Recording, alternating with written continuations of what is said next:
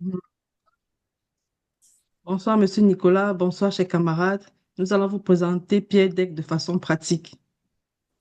Nous vous invitons à suivre la vidéo pour mieux comprendre son utilisation.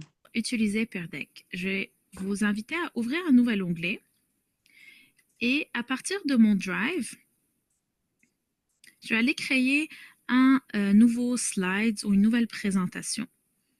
Donc, dans mon cas, je veux que ma présentation soit dans mon dossier Peer Deck. Ici, je vais cliquer sur Nouveau, Google Présentation.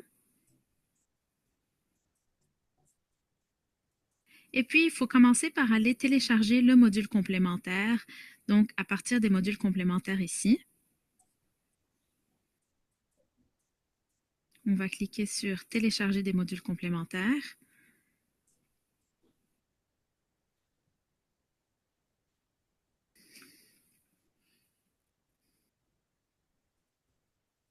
Pour aller chercher Peer Deck. Donc, je l'installe.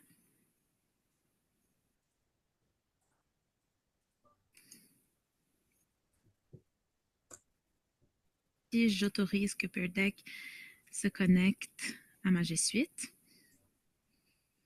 Alors, le changement ici, en fait, c'est très facilité parce que Peer Deck va venir s'ajouter à ma présentation.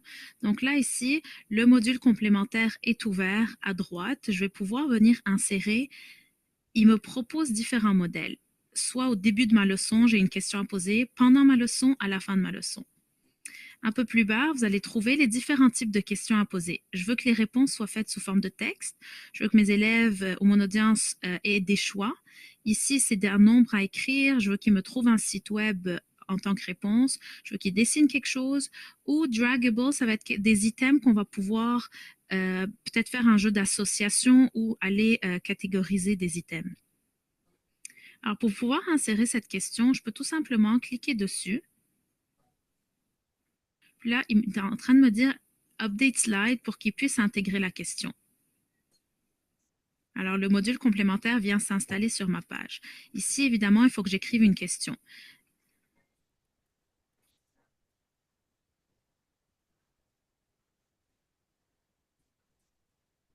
Donc, je prends l'exemple d'une lecture qu'on a faite et puis je demande quelle est la couleur préférée du personnage principal. Et puis, j'ai fait en sorte que Peer Deck demande aux élèves d'écrire une réponse. Mais je veux faire un autre exemple. Donc, je vais ajouter une page et je peux faire en sorte d'insérer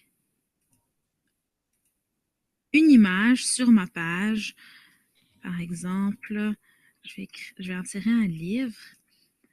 Alors, je suis en train de monter ma page comme je veux. Puis c'est la page qui va s'afficher avec la question qui sera posée.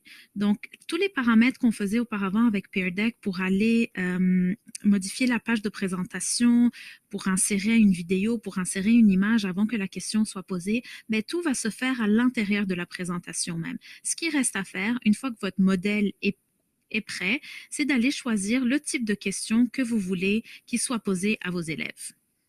Comme deuxième exemple, je vais demander un choix de réponse à mes élèves.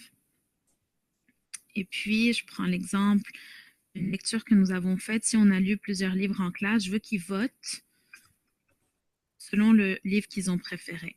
Alors, est-ce le livre 1, 2 ou 3? Alors, je clique sur Update Slide. Alors, la question doit être écrite manuellement. Ici, je pourrais demander euh, quel livre as-tu le plus aimé?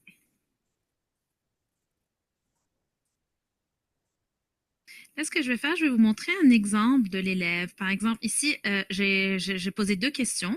Je suis prête. Je vais faire Present Lesson ici. Donc, je clique dessus. Puis là, la page du prof va s'afficher avec un code que les élèves doivent entrer de leur côté dans leur, peu importe l'outil qu'ils utilisent.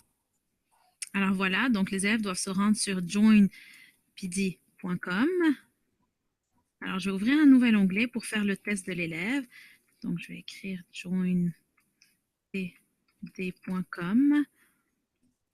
Et évidemment, il faut que j'utilise le code qui m'est fourni ici.